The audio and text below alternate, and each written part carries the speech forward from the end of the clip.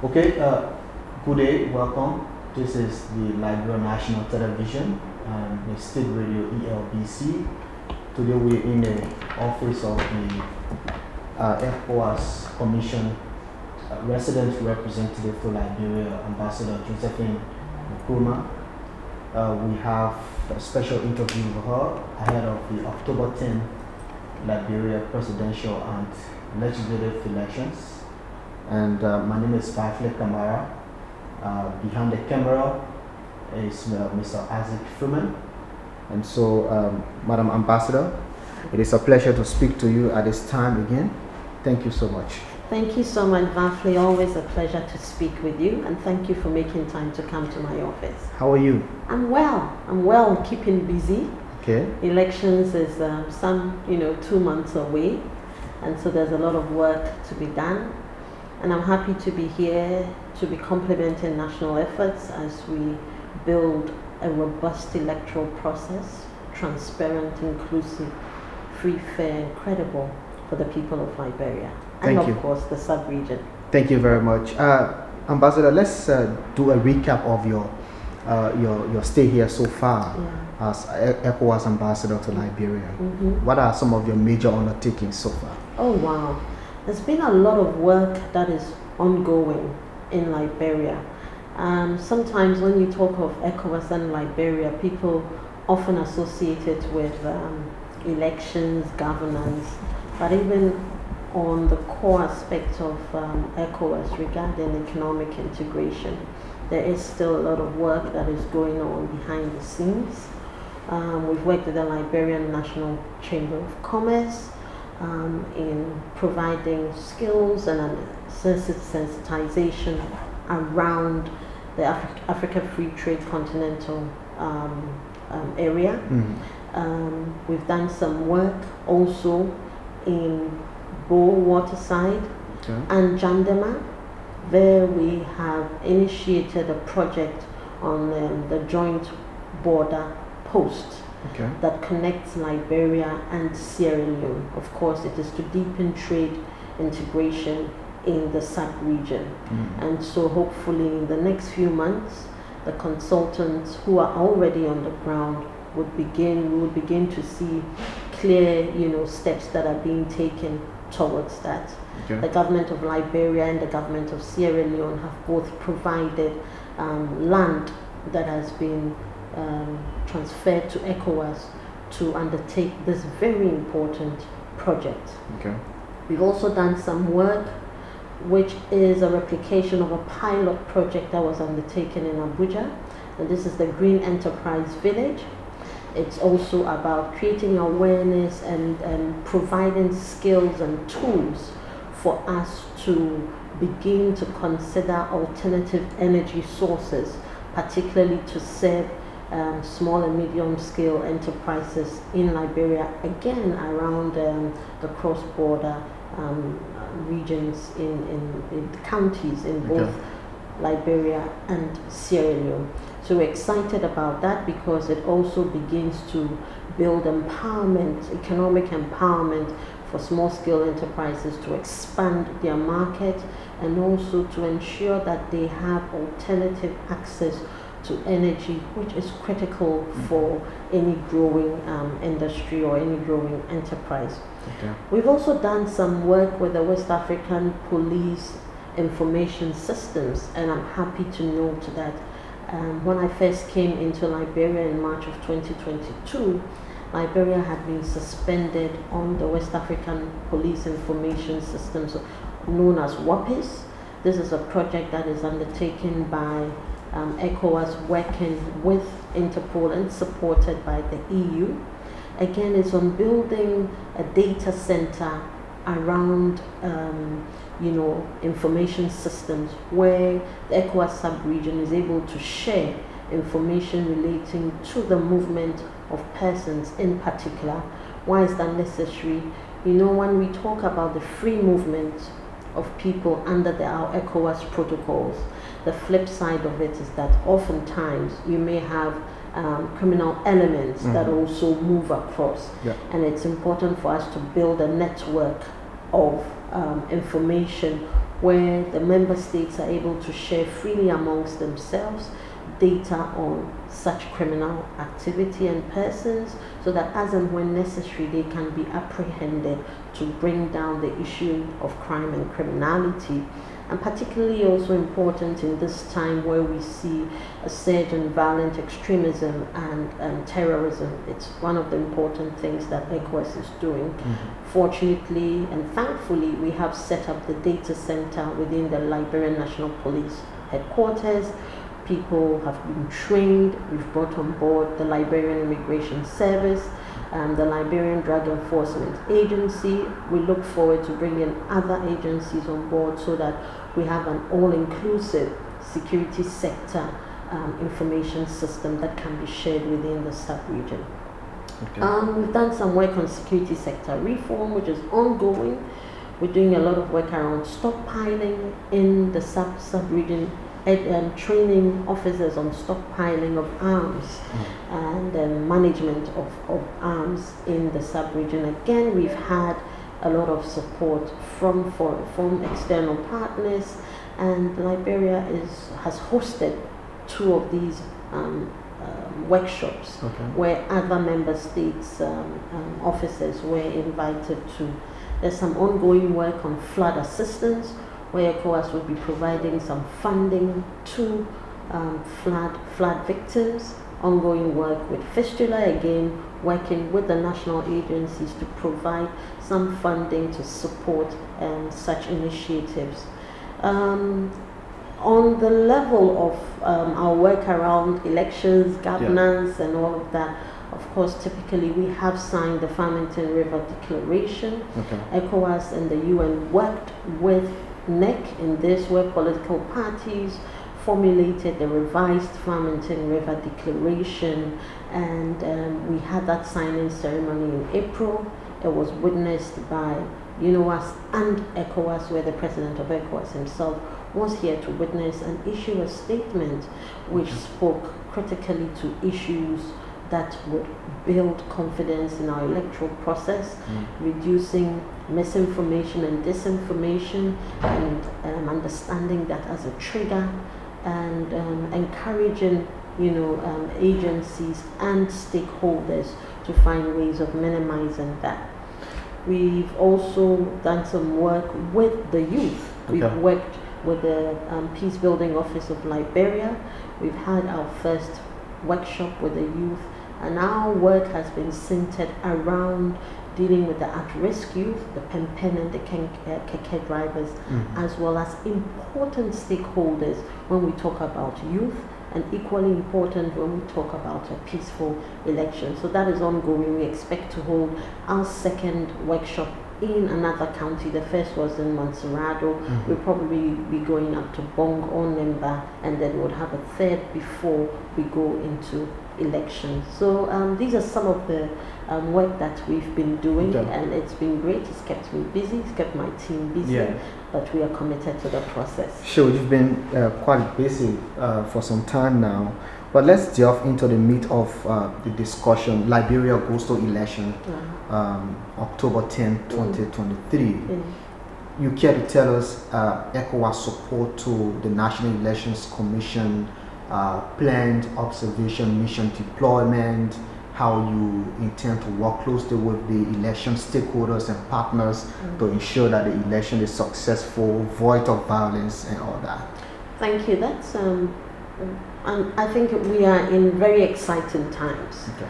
For me, I look at it optimistically because I see that this is a real opportunity for Liberia to showcase that it can conduct its own elections in the absence of UNMIL. Of course, people have said previously that NEC has undertaken elections, but those elections were limited to 15 senatorial seats in Liberia. This time, NEC will be conducting, presidential and general elections, and so the scale and dimension is totally different.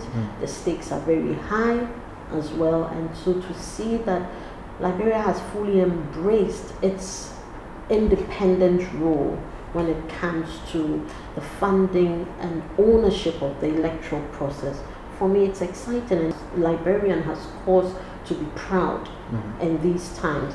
NEC has taken on the responsibility of introducing biometric voter registration. This biometric voter rule, something that was recommended in 2017 by ECOWAS and other partners, and which has been fully embraced by Liberia, the NEC, and particularly by Liberians. And this was demonstrated when we saw Liberians, go to register. It's an ample demonstration that our electoral processes are getting more transparent in accordance with international best practices, and it allows people to build the requisite confidence that is needed for any electoral process to be successful. So in that regard, we all know, you would know as well, that the biometric voter registration rule has been concluded. Yep. We saw live the deduplication exercise that was undertaken, which is a clear manifestation of the benefits of a biometric voter rule, where we expunge duplication of voters and enhance, true representation of the choice of the people by the registration that has been undertaken. So again, that work, ECOWAS has worked very closely with NEC on that behind the scenes, and in the front we've provided some technical support, complementing really the efforts of the UNDP and the UN. We've provided the technical support. We are providing some funding as well to support the work of the NEC, as well as stakeholders. We've had an exploratory mission that came in February. Their work was really, as the term suggests, exploratory, to find out what actually is going on. How are we getting ready for elections? What are some of the red flags that we should be looking at to support or to bring to the attention of NEC, the government?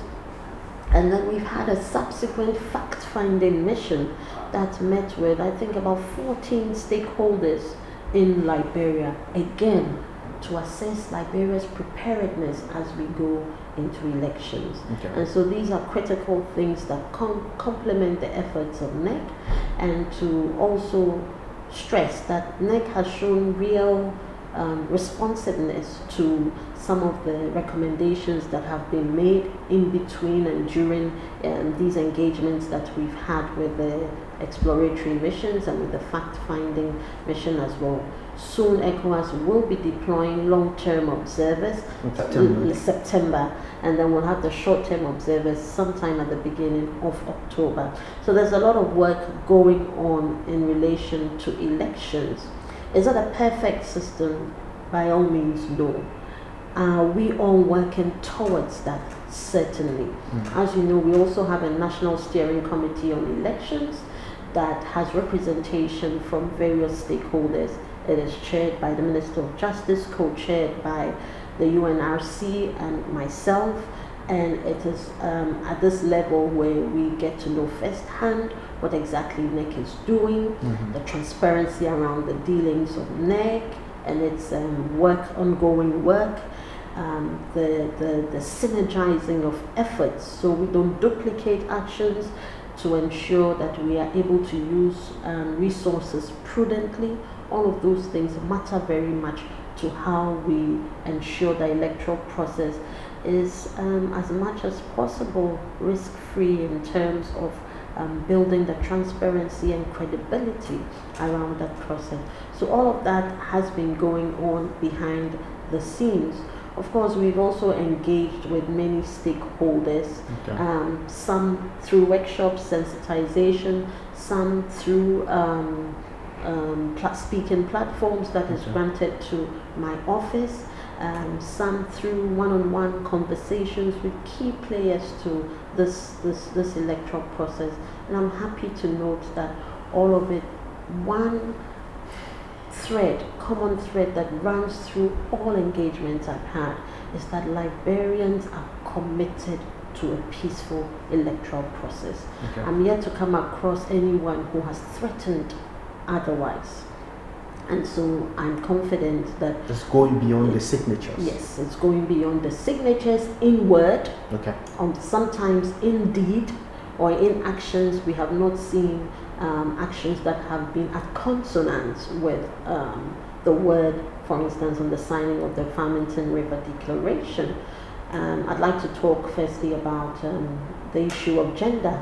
I mean, we all know that the 30% quota for the revised electoral laws of Liberia never came to be passed prior to the elections. We were time constrained because, of course, Liberia being a signatory to the ECOWAS Protocol on Democracy and Good Governance understands that Article 2 and that protocol really encourages member states not to tamper with electoral laws 6 months before elections. Unfortunately, we were unable to meet that timeline, and so we didn't see that happen. But we saw goodwill from political parties who actually agreed to and voluntarily submitted to the signing of a memorandum of understanding, undertaking on their own that they would fill the minimum of 30% female candidates for elections. So that was another exciting opportunity for us, and I really like to commend NEC for the work they did with the political parties. In reality, we haven't seen that come to play.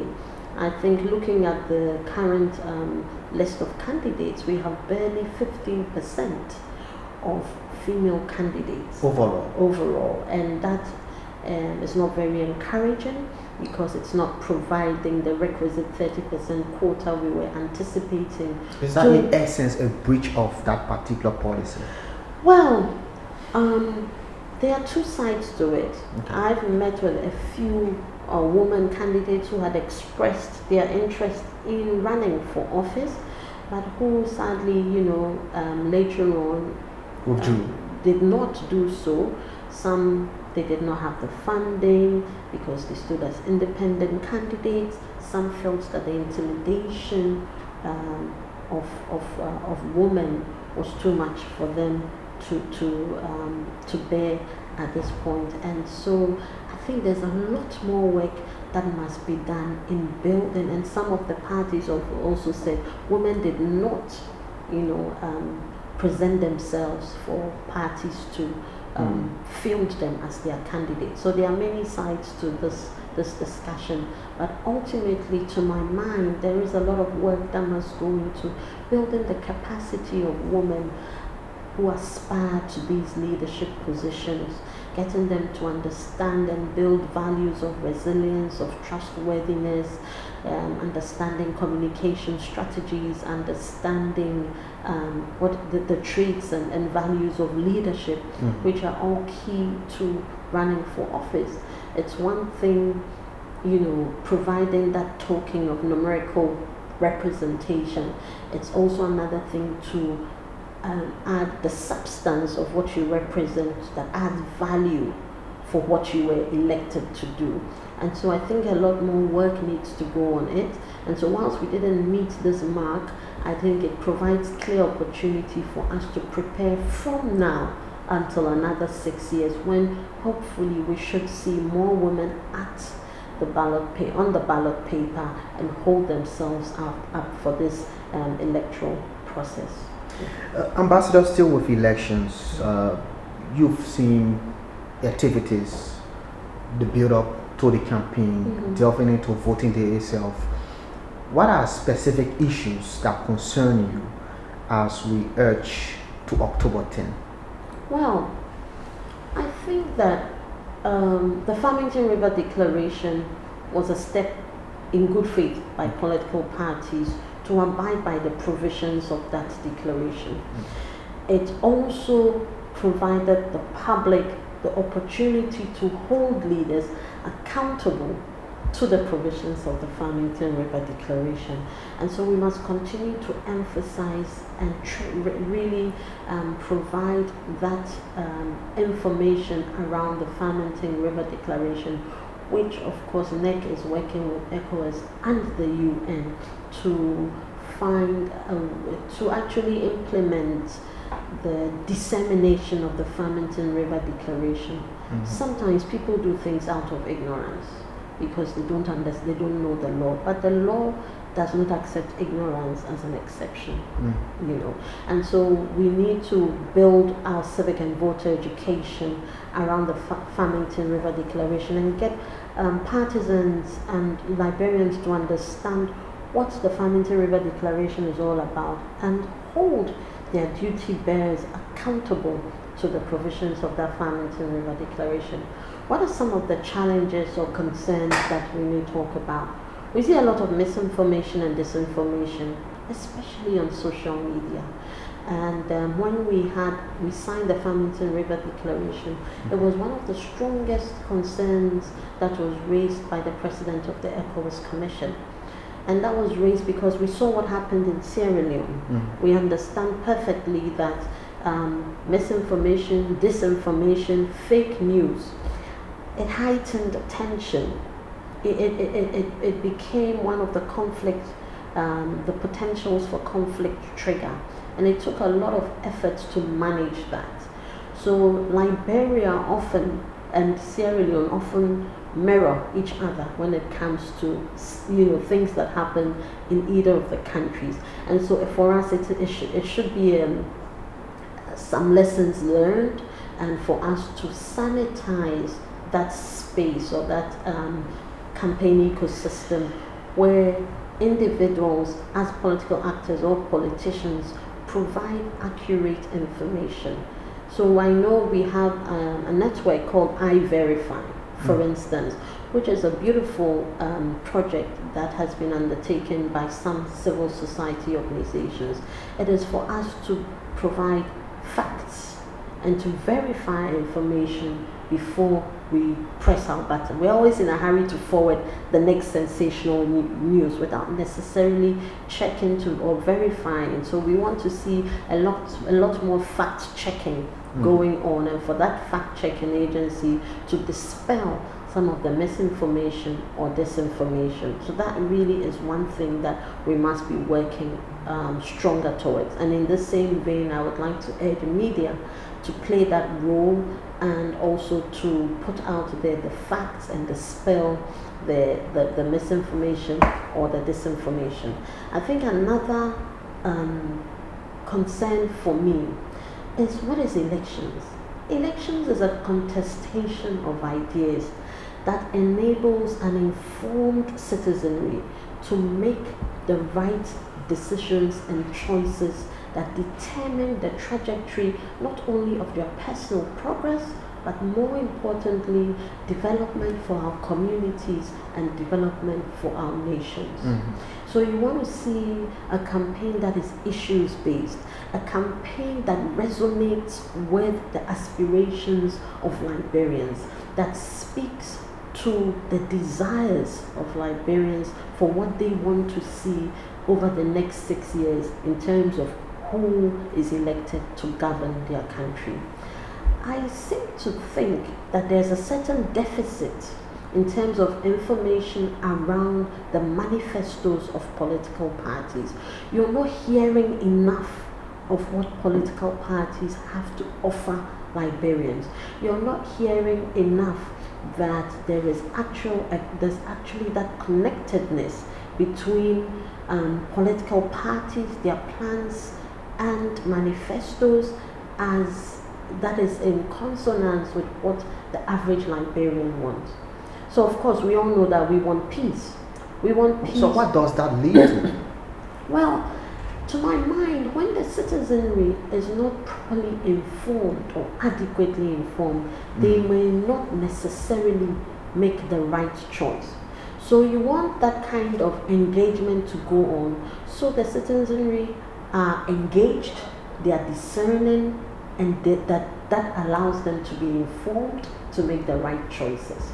So when the noise is merely rhetoric and a posturing of how many followers I can rally at any given moment in time, you begin to ask yourself, why are the partisans following? Do they really understand what this is about? Do they appreciate and are able to engage their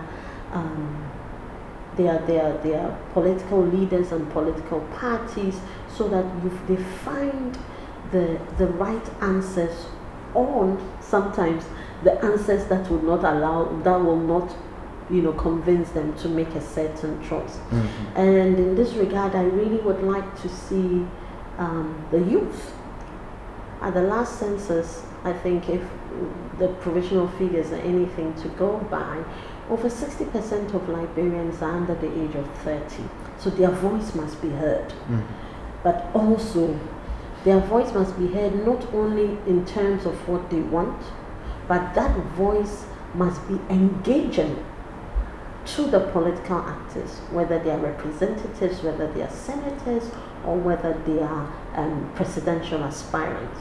There must be that connection between the youth and these aspirants that allows them to ask the pertinent questions towards Liberia's development. So that means if the actors, the politicians don't present it, Mm-hmm. the voters must ask for it. Yes. So as I said, so for me, I'm seeing a certain deficit that you're not hearing enough of what the aspirants want to provide to the various to the electorate, so to speak, whether it's at the representative level, senatorial level, or presidential level. You want a campaign where this contestation of ideas dominates the discourse, and that also brings into question the role of the media. What platforms are you providing to these aspirants that allows them to come and provide that requisite information, but more importantly, allows for people to engage them? So it's one thing for a politician to say, I'm going to build two hospitals per county, and then you say, yay, that's good news. But it's also another thing for a person to question that assertion and say, you're going to build 2 hospitals. How do you suppose you'll do that? Where will you be getting the funding from? Okay, we have X number of hospitals already in existence. Do you have the requisite? Do you have the tools for making them truly functional and efficient as hospitals that provides the requisite healthcare that Liberians need? What is your business in that regard? How are you going to move this forward? So you want to hear that kind of engagement. You want to hear engagement with stakeholders, for instance, with rice producers who probably are burdened with an environment that is still growing in terms of building self-sufficiency in rice. Today we know that many Liberians prefer to eat imported rice than local rice. Why is that so? As we know that Liberia spends over $200 million, I think, on rice subsidies. That is huge money that could go into, for instance, education. How are we building consumption and policies around rice production to move rice production forward? How does that become a topical issue and pertinent matter to engage? Why am I bringing rice in? I'm bringing rice in because rice touches the heartbeat of Liberians. Rice is not just another commodity. It is almost a political issue. And it's important that people are able to understand what policies have been put in place for rice, what policies have been put in place for agric, for education, for lifting agric to that level where tomorrow or the next time we are having a survey on food security, Liberia is not classified as one of those countries that is a hungry nation. So these are very important things that go to the heart of the ordinary Liberian, and we need to begin to speak to these issues rather than the posturing that has dominated since campaign began. And one will argue that it is not yet late because the campaign period is still young. Yes. To popularize a manifesto, a candidate's manifesto. Yes, I do agree. because it doesn't take long to share that manifesto or aspects of the manifesto with the various stakeholders with Liberia. So I want to urge political parties to use the next 2 months to disseminate and engage the citizenry on their manifestos, on their plans, and what Liberians should expect from them if they give them, any of them, the nod to run the affairs of this country. I think it's important. And so for that reason, you know that there was an incident that occurred, I think, on Saturday, and ECOWAS came up with a statement in that regard, urging that we should have an issues-based campaign, and we should desist from anything that is seen as provocative. I must commend the CDC. You mean the toting of the casket? The toting of that casket, yes. I think it's important for us to commend CDC for coming out swiftly to condemn it, and to even see the president also come out publicly to condemn it. That is a step in the right direction. But what we want to see is to walk that talk. So for any other political party not to engage in an act of provocation and then come out and say, we condemn this. So we want to see political parties abiding by the provisions of the Farmington River Declaration. More importantly, we want to see leadership leading by example. And then we want to see that the legal framework that is clearly established within the Farmington River Declaration, where we can go to courts to seek redress, becomes the only form of seeking redress, but not taking the law into our own hands. So political parties must exercise restraint and begin to focus more on an issues-based campaign and engage their partisans in that direction. Ambassador, just talking about peaceful elections, how important is the role of the joint security? What is the Liberia National Police, the Armed Forces of Liberia, the Liberia Immigration Service, the LDA, and all of those security apparatus? How important are their roles in curbing the violence? I think that when it comes to election security, one cannot underplay its importance, particularly within our sub-region. And one cannot underplay its importance because we have often seen that elections has been a conflict trigger. We look all around us and we have many conflicts, some that were, or conflict risks, some that were mitigated, or some that grew or became full-blown conflict that have occurred. And so growing or learning from that, election security is of immense importance to a peaceful electoral process. Firstly, it is the elections security or the security agencies that often deploy elections materials. So in terms of the functionality of the tools and the systems that are put in place that allow the actual election to go on, then the security agencies play a key role. And so it's important that election security is able to deploy, working with NEC, all the materials on time, so you do not end up disenfranchising anybody because you didn't show up on time, and at a certain point election had to close, or people just were so tired they walked away. So that is very critical, because you do not really want to disenfranchise any single citizen who has that right to vote, who seeks to exercise that right but is unable to do so. The second aspect of that is that this is a contestation of ideas, and oftentimes beyond a contestation of ideas, tempers become heated, people can get carried away, and you want to ensure that you have a responsive and robust election security that is quickly able to come in and mitigate any potential triggers. So the issues around elections security or logistics for election security adequate manpower, what kind of support systems we have to plug in the gaps they are all very important to the electoral process.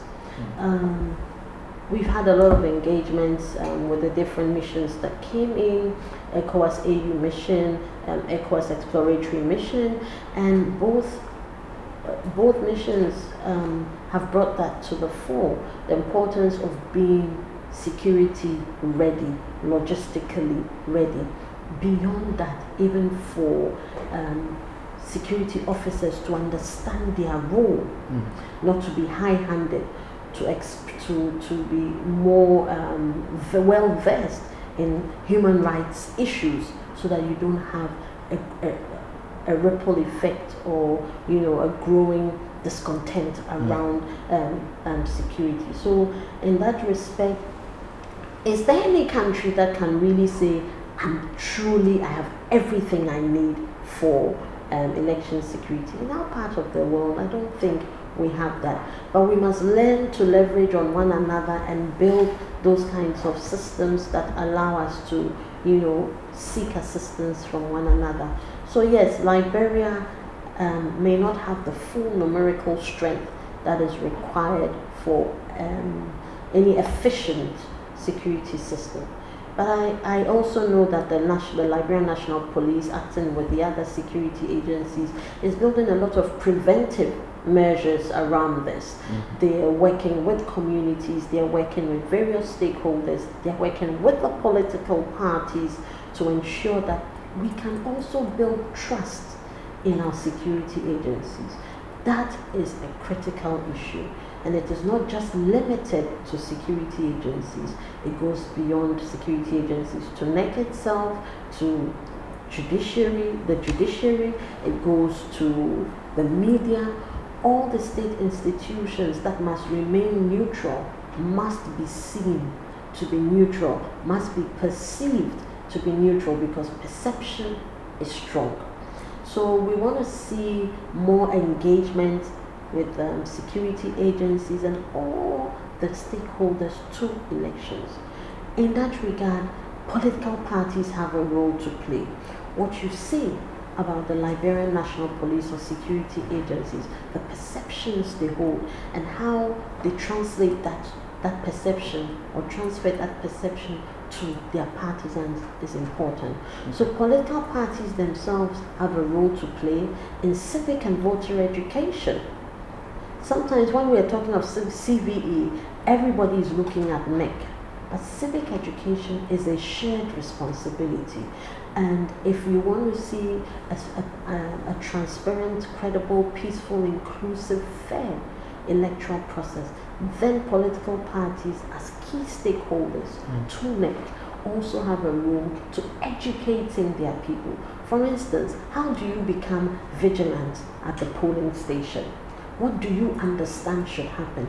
NEC is doing its job, but political parties must also engage their partisans through civic and voter education to understand, when you go, these are the steps that you must take. If these steps are not taken, this is the mechanism that you must use to address or to seek redress.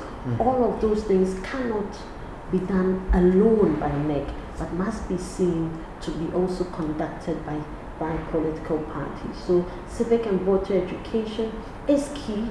NEC recently launched their civic and voter education cells across the country, but political parties must play a role in this. Okay. Another thing I'd like to raise with the role of political parties, of course, has to do with vigilance of their party agents at the polling stations and centers. Oftentimes, there's a slogan in Ghana that came out from one of our previous electoral commissioners, where he said, elections are won and lost at the polling station. It is up to you as a political party to be vigilant at the polling station. So you cannot sit in Montserrado and then wait for the votes from Sino, Lofa, or Grand Cru. You don't have agents there, and then begin to cry foul. You were not there. So it's important for political parties to aid in the transparency of the electoral process by also being vigilant, and also for NEC to work with the political parties through their IPCC platforms, engage and share information on how the elections will be conducted, how results will be transmitted, how it will be collated.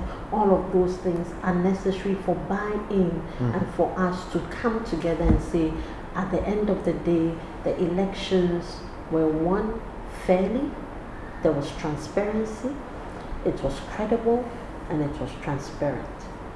Well, Ambassador, we are drawing the curtains on this special interview, but I just want to know from you the overall appreciation of NEC's preparedness to conduct these elections. Yeah, I think right from last year, we saw some undue delays, which actually culminated in a very tight calendar for NEC.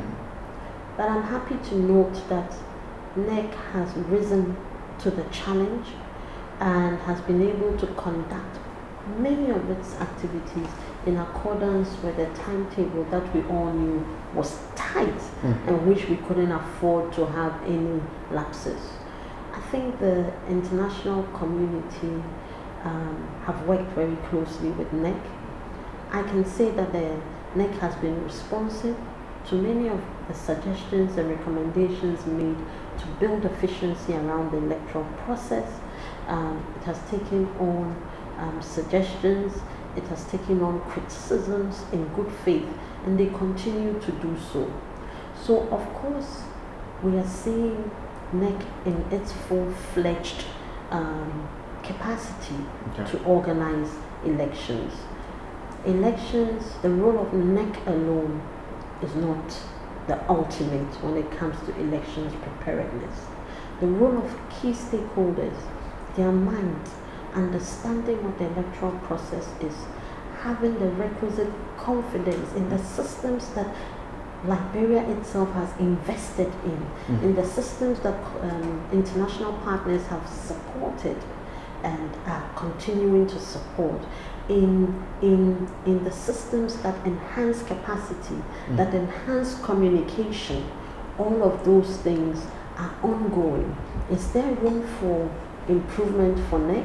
Yes, I think there's room for improvement, and day in, day out, as we sound NEC on some of these things, not only from international partners, but critically from national stakeholders, we see that responsiveness, and we are optimistic that we will not have a perfect system, but within the constraints of what we have, we are building an incrementally transparent electoral process that has the confidence and buy-in of all. So I'll urge stakeholders that yes, the system may not be perfect, but it is a work in progress. So from what we learned from 2017 elections, we've seen improvements. Going into the next election, 2029, again we would see improvement. It will not happen in one go. We must appreciate our constraints. We must, where necessary, tap ourselves on the back and say, we've done a good job. We funded our own elections. We don't have annual here, but we have done what it takes to build confidence in a robust security setup. We have sought assistance where necessary.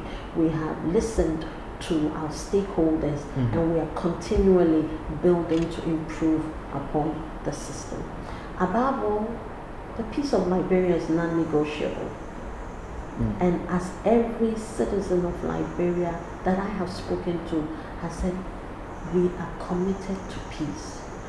There is a significance of this 2023 elections for Liberia.